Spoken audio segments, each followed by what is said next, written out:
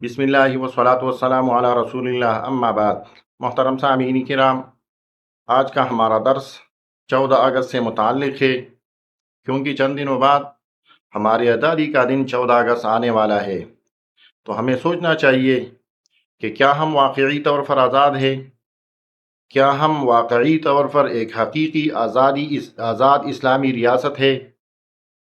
تو اس بارے میں 14 اگست کے آنے سے پہلے ہر پاکستانی کو اپنے آپ سے چند سوالات پوچھنے چاہیے، کیونکہ ہر سال 14 اگست آتی رہتی ہے اور ہم سب ہر سال 14 اگست پہ سبز ہلالی پرچم کو لہراتے رہتے ہیں، ملی نغمے گاتے ہیں اور پھر کہتے ہیں پاکستان زندہ باد، ہم آزاد قوم ہے۔ لیکن یاد رکھیے، جشن آزادی کے آنے سے پہلے ہم سب کو چاہیے کہ ہم سب اپنی آپ سے چند سوالات کر لیں کہ کیا ہم واقعی طور پر آزاد ہیں؟ کیا وہ ملک حقیقی طور پر معاشی لحاظ سے آزاد ہو سکتا ہے جس کی معیشت کو چلانے کے لیے اسے بار بار عالمی مالیاتی اداروں کے دروازوں پر جانا پڑتا ہے؟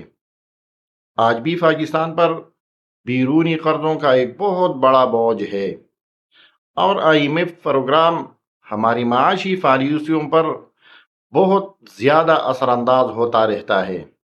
تو سب سے پہلا سوال یہ ہے کہ کیا ہماری معیشت واقعی طور پر آزاد ہے؟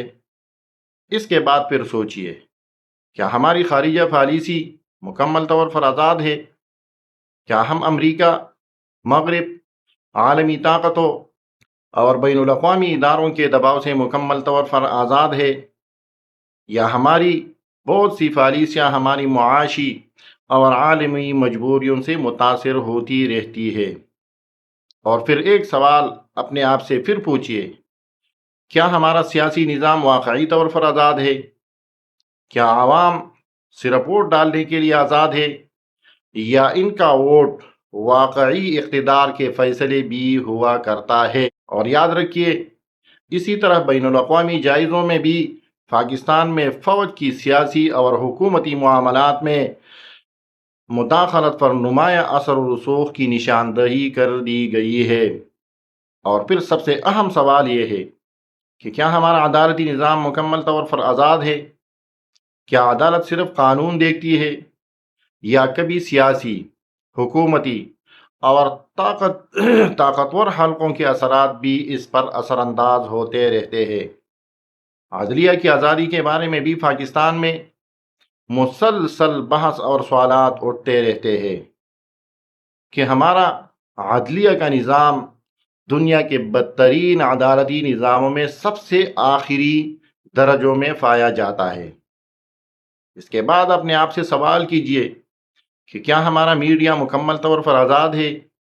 کیا صحافی اور میڈیا، نشریاتی ادارے ہر طاقتور شخص سے بلا خوف اور بلا جھجک سوال کر سکتے ہیں؟ آج بھی پاکستان میں آزادی صحافت اور میڈیا پر پابندیوں کے حوالے سے شدید تشویش پایا جا رہا ہے۔ تو یاد رکھیے، پھر 14 اگست کو ہمیں صرف یہ نہیں پوچھنا چاہیے کہ پاکستان کب آزاد ہوا، بلکہ ہمیں یہ بھی پوچھنا چاہیے کہ کیا پاکستان آج بھی اپنے فیصلے خود کرنے کی پوری آزادی رکھتا ہے یا نہیں؟